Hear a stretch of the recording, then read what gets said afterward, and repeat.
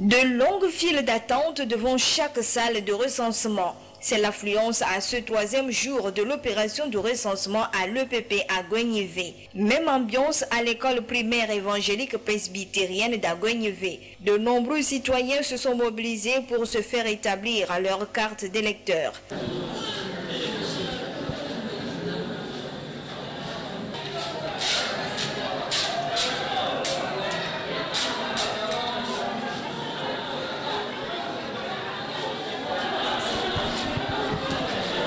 Je suis venue faire ma carte d'électeur. Ça a pris du temps, mais quand même je l'ai eu. Comme c'est un devoir d'un citoyen, je dois le faire. Je suis venu faire la carte. C'est ma première fois, ça se passe vite. Selon les responsables de ces centres de recensement visités, tout se passe bien, hormis quelques difficultés rencontrées au début de l'opération. On avait un petit souci de machine. Donc c'est ça qui nous a tardé un peu. Le premier jour, comme on n'avait pas vite commencé, on avait fait en tout pour tout 45 personnes puisqu'on avait commencé à 11h. Et le second jour, on a persisté un peu jusqu'à 95. Hier, on a fait jusqu'à 103. Donc aujourd'hui, on pense le faire plus. Comme les vieilles qui n'ont pas leur empreinte, on essaie aussi de leur changer les kits. À part conséquent, les centres, pour voir s'ils peuvent le faire. Plus que d'autres, les personnes âgées, ils ont des problèmes, des soucis d'empreinte. Et donc si on n'arrive pas à le trouver à notre niveau, on les envoie chez notre collègue. Le premier jour, et les choses ont tardé à commencer. Maintenant, le jour suivant, il y avait tellement d'engouement. Donc on a pu gérer la situation. On a eu un petit souci d'encre au niveau des cartouches. Mais ok, juste après qu'on a contacté l'agent technique, ok, il est venu nous apporter ça. Donc il y a également des personnes en situation de handicap qui arrivent. Ok, on essaie de gérer. C'est vrai que le gouvernement a dit de mettre la priorité sur ces personnes. Ok, nos frères également, il y a certaines qui ne comprennent pas, mais avec un peu de pédagogie, tout ça là, on arrive à faire comprendre et on arrive à faire passer ces personnes qui sont dans des situations difficiles. Pour se faire établir une carte d'électeur, plusieurs étapes sont à suivre. Premièrement, quand nous venons dans les matinées et les gens s'alignent, la première étape c'est de vérifier que les membres vérifient les identifications ou bien les pièces d'identité de ceux qui veulent se faire enrôler. Au cas contraire, pour ceux qui n'ont pas ces cartes, on a le chef qui va témoigner qu'ils sont effectivement du village. Et maintenant, ils vont passer à l'inscription sur les fiches des formulaires d'identification. Maintenant, ils vont attendre un petit moment pour, s'il y a une queue, ils vont attendre et passer sur la machine pour la prise de photos et puis des empreintes. Soulignons que cette opération de recensement démarrée le samedi dernier concerne la zone 1 et court du 29 avril au 6 mai 2023. Ensuite suivront la zone 2 du 13 au 20 mai et la zone 3 du 27 mai au 3 juin.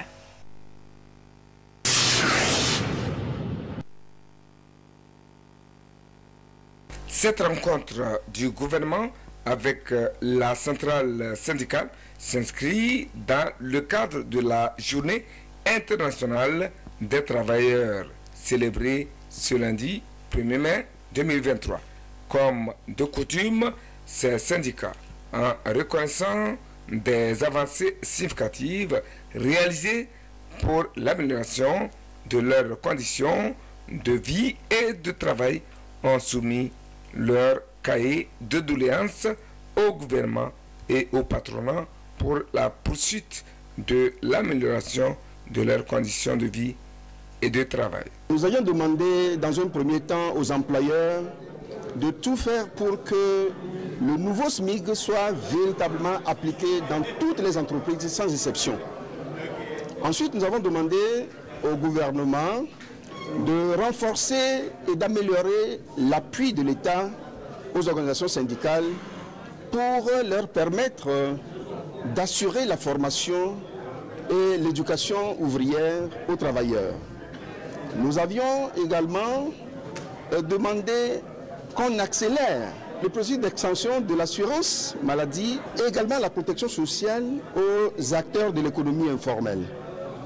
Nous avions demandé aux employeurs d'assurer la promotion du dialogue social dans les entreprises et dans les branches d'activité pour résoudre un certain nombre de problèmes spécifiques dans ces entreprises et anticiper sur des conflits sociaux. Au gouvernement de mener des actions dans le cadre de renforcement du partenariat entre l'État et l'enseignement confessionnel. Le tableau du milieu du travail n'est pas autant si noir. Des avancées ont été néanmoins enregistrées au cours des derniers mois et nous pouvons citer entre autres l'amélioration des rémunérations des fonctionnaires à hauteur de 10% de la valeur indiciaire et l'allocation d'une indemnité de transport, la redynamisation du cadre national du dialogue social à travers la tenue du Forum national du dialogue social sanctionné par une feuille de route qui augure une stabilité sociale. Augmentation de 50% du SMIC dans le secteur privé qui passe de 35 000 à 52 500 francs CFA. Mise en route de l'assurance maladie universelle. Révalorisation des frais de transport, pour ne citer que cela. Cependant, il est important de souligner la nécessité urgente de mettre un plan de soutien aux entreprises, en particulier les petites et moyennes entreprises et petites et moyennes industries. Et voici la réponse du ministre de la fonction publique, du dialogue social, porte-parole du gouvernement, Gilbert Bawara. Ce jour reste un jour pour les travailleuses et les travailleurs et que ce ne soit pas un jour de discours. Le gouvernement va prendre l'initiative d'une réunion avant la fin du mois de mai 2023 afin que nous puissions parcourir de manière beaucoup plus approfondie les préoccupations et doléances qui ont été exprimées et que nous puissions continuer à y rechercher des solutions. Je voudrais donc, au nom de mes collègues, mesdames et messieurs les ministres, souhaiter à vous, travailleuses, travailleurs, à travers les organisations syndicales actuellement présentes dans cette salle, ainsi qu'aux employeurs à travers les organisations professionnelles des employeurs également présents dans cette salle, une bonne fête du 1er mai, que ce jour soit un jour de réjouissance, de fête dans la sobriété.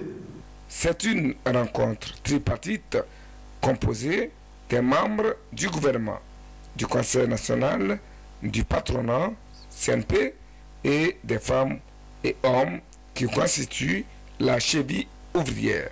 Dans son message, le ministre Bawara a invité les organisations syndicales à privilégier le dialogue et la concertation.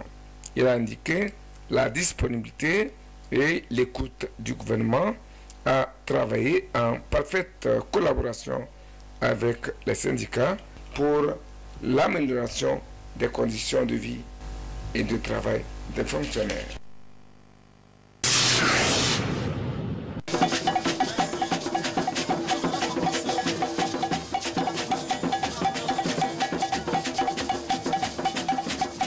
C'est la première édition du festival des danses folkloriques ici dans la commune Agonyévé 1. Initiée par les maires de la commune, cette résistance populaire s'inscrit dans le cadre des festivités marquant le 63e anniversaire de l'indépendance du Togo. Dans show, Agbada,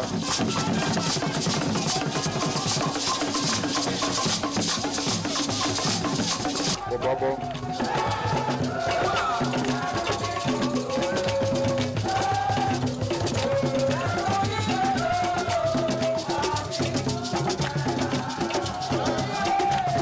des chevaux. Nous assistons à ce qu'on appelle la danse des chevaux.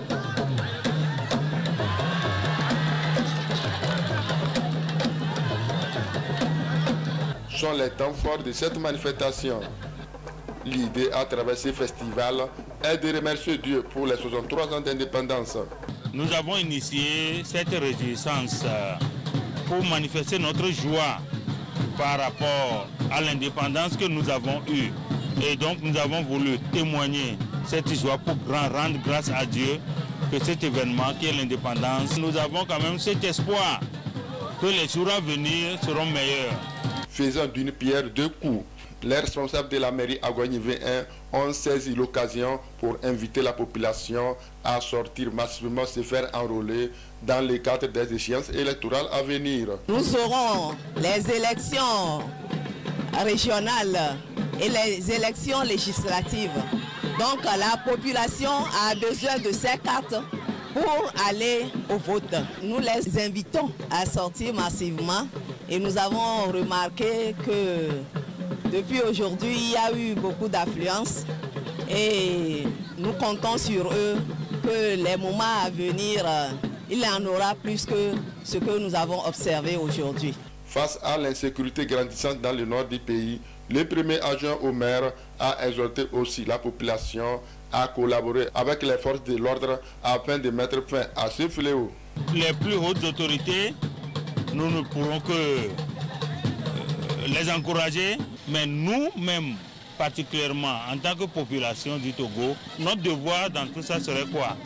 Serait de dénoncer les mouvements, de dénoncer des actes suspects et pour pouvoir aider les forces de sécurité et de défense pour qu'ils puissent enquêter et connaître la réalité sur des personnes suspectes. C'est dans cette ambiance que ce festival de danse folklorique a pris fin. Le rendez-vous est donc pris pour l'année prochaine.